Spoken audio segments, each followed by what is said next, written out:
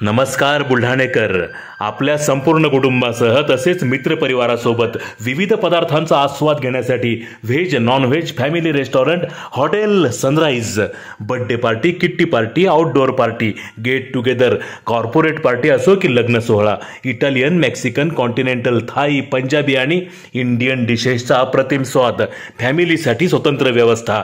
Hotel sunrise, Jaystambh चौक, जिल्हा परिषद gate जवळ, चिखली रोड, बुलढाणा.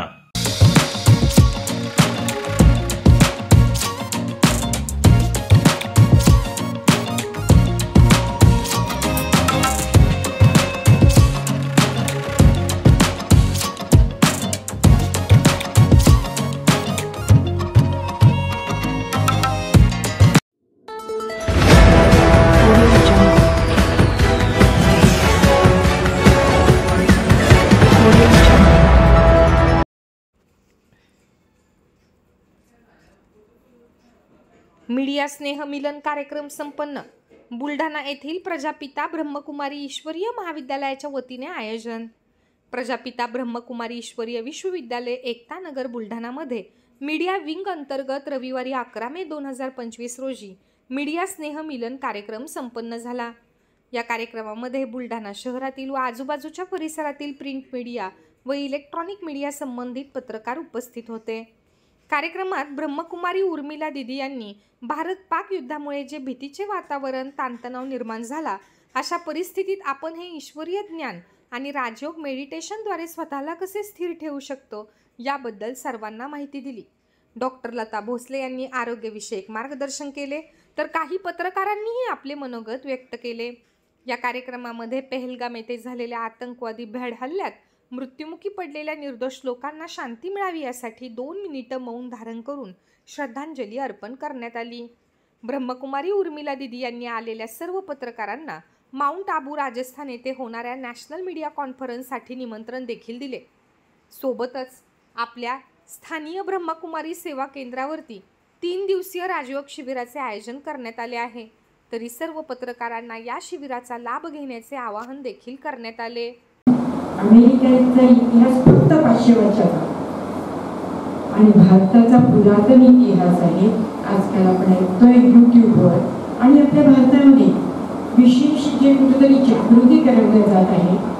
विश्वगुरु होत असताना भारतामध्ये जी एक सात्विकता निर्माण होते, मग ती संतांद्वारा असो, आमच्या तुमच्याद्वारा असो, प्रत्येकाला वाटतं आमचं घर सुख शांतीमय असलं पाहिजे. आमचं कार्यक्षेत्र पत्रकारांचं काय असेल ना, आम्ही सगळ्यांनी मिळून आणि हे जनमत बनवण्याची जी कला आहे, जनमत बनवण्याची ताकद आहे, ते सामर्थ्य जे आहे ते तुमच्या लेखणीत आणि आता डिजिटल मीडिया किंवा या सर्व मीडियाच्या प्लॅटफॉर्ममधून तुमच्याद्वारे ते केलं जात आहे. सध्या आपण सर्व जगभरात पाहतोय की प्रत्येक ठिकाणी आपण एक देश दुसऱ्याशी लढतोय. आपलं आता भारत पाकिस्तानचं सुरू झालंय.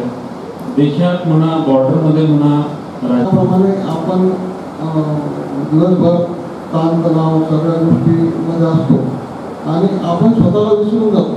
स्वतःला इतकं विसरतो की याच्यासाठी हे करायचं, ते करायचं, पगारासाठी हे करायचं, पैशासाठी हे करायचं, अमुकसाठी हे करायचं आणि आपण स्वतःसाठी काय करायचं, स्वतःसाठी कधी करणार, कधी वेळ देणार. तर हा विचार करण्याची जी वेळ आहे तर ती वेळ किंवा तो ही पंचतत्वावर निर्मित आहे आणि माणसाला 3 गुण दिला पाहिजे माणसाला. हे 3 गुण आणि पंचेंद्रियावर तुमचा ताबा मिळवला.